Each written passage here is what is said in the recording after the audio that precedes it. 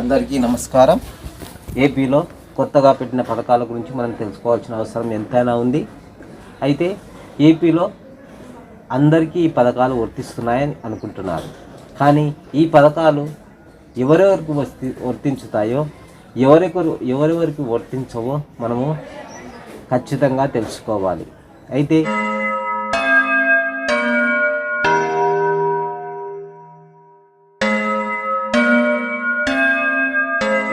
ఈ పథకాలకు అర్హులు ఎవరో అనర్హులు ఎవరో మనం ఎలా తెలుసుకోవాలి? అయితే ఈ పథకాలకు కొత్త రూల్స్ ఏమేమి వచ్చాయి? అవ్వాతాతలకు 7,000 పింఛన్ కావాలన్నా ఏవే అర్హతలు ఉండాలి? ప్రతి మహిళకు 1,500 ప్రతి నెల ఇవ్వాలన్నా ఏ అర్హతలు ఉండాలి? ఏ అర్హతలు కలిగి ఉంటే వీరికి పథకం వర్తిస్తుంది, ఎవరికి పథకం వర్తించదని మనం ఖచ్చితంగా తెలుసుకోవాలి. అయితే ముందుగా అవ్వాతాతలకు చూసుకుంటే 7,000 పింఛన్ వస్తుంది అంటే గత 3 నెలలుగా నెలకు 1,000 రూపాయలు కలిపి ఈ 3 నెలలతో 7,000 రూపాయలు ఇస్తున్నారు. అయితే ముఖ్యంగా వికలాంగులకు 90% మెడికల్ రిపోర్ట్లో ఉంటే 100% వీళ్ళు ఖచ్చితంగా అంగవైకల్యాన్ని నిరూపిస్తే ఇలాంటి వారికి ప్రతి నెల 6,000 రూపాయలు ఇచ్చే అవకాశం ఉంటుంది.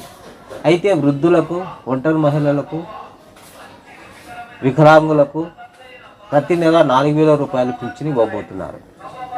అయితే ఇంకొక పథకం చూసుకుంటే ఈ పథకానికి అర్హులు ఎవరు అనర్హులు ఎవరు అంటే ప్రతి మహిళ 1,500 రూపాయలు పొందుకోవాలంటే ఖచ్చితంగా మేజర్ అయి ఉండాలి. అంటే ప్రభుత్వం నిర్ణయించిన వయసు ఖచ్చితంగా ఉండాలి.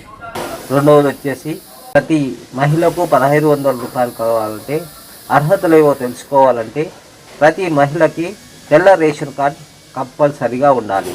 నెలకు 1,500 రూపాయలు కావాలంటే కరెంటు బిల్లు 200 యూనిట్లకు మించి ఉండకూడదు. మూడవ అర్హత వచ్చేసి వారికి 4 చక్రాల వాహనం ఉండకూడదు. ఐదవది వచ్చేసి వీరింటిలో ప్రభుత్వ ఉద్యోగస్తులు ఎవరైనా ఉన్నా సరే వీరికి ఈ పథకం వర్తించదు. ఆరోది వచ్చేసి ఈ కుటుంబంలో ఒకరికి మాత్రమే ఇది వస్తుంది, కుటుంబంలో అందరికీ రాదు. అయితే కుటుంబంలో ఎంతమంది మహిళలు ఉంటే అంతమంది మహిళలకు ఈ పథకం వర్తించదు, ఒకరికి మాత్రమే వర్తిస్తుంది. అయితే ఖచ్చితంగా తెల్ల రేషన్ కార్డ్ కలిగి ఉండాలి. ఇన్కమ్ ట్యాక్స్ మీరు చెల్లించకూడదు. 4 చక్రాల వాహనం కలిగి ఉండకూడదు. మీ ఇంటిలో ప్రభుత్వ ఉద్యోగం కలిగి ఉండకూడదు. ఈ అర్హతలు కలిగిన వారికి మాత్రమే ఈ పథకం వర్తిస్తుందని ప్రతి ఒక్కరూ గుర్తుంచుకోవాలి.